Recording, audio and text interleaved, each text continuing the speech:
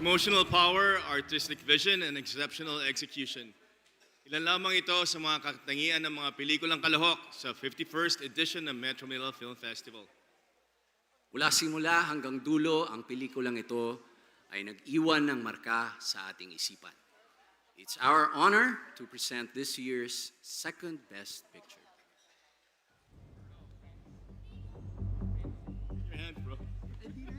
Lahat na. No?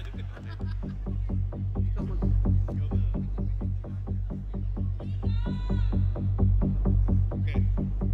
The MMFF 51 second best picture is Unmarried by Quantum Films and Cynical Productions. Presenting the trophy for second best picture is MMDA Chairman Romando Artes.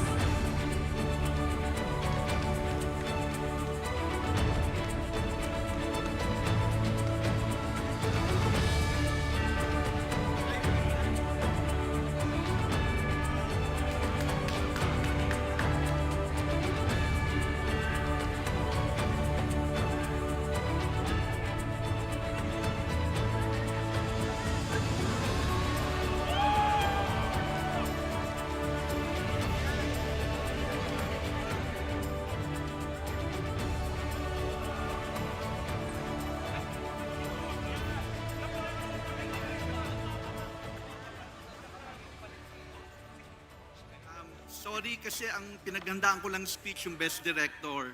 So salamat na lang and I will ask my actors to take the floor.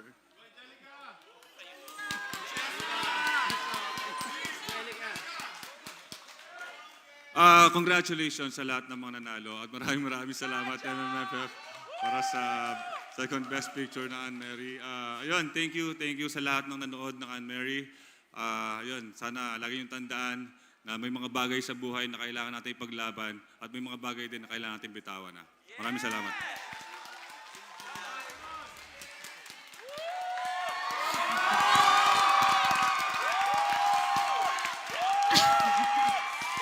Good evening, magandang gabi po sa inyong lahat. And gusto ko po magpasalamat sa Metro Manila Film Festival. Sa lahat po na bumubuo, maraming salamat po sa pagbigay sa amin ng second best picture. At hindi ko nasabi, naganda ako ng speech hindi ko nasabi.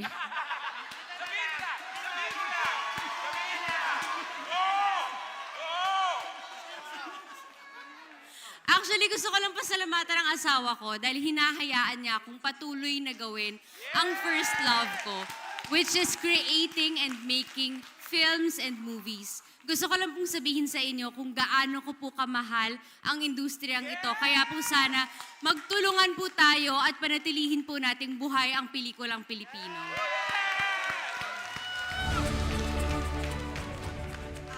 Maraming salamat po sa Board of Jurors for choosing us as your second best picture for this year. Thank you so much po. And I would just like to remind everyone that this film is not about the end of loving. It's actually teaching us where life begins. Because sometimes, not every forever starts in the altar, but rather it starts with walking away. Sa lahat ng gustong makaranas ng paglalaya, sana po panuorin niyo ang pelikula. Mabuhay ang pelikulang Pilipino.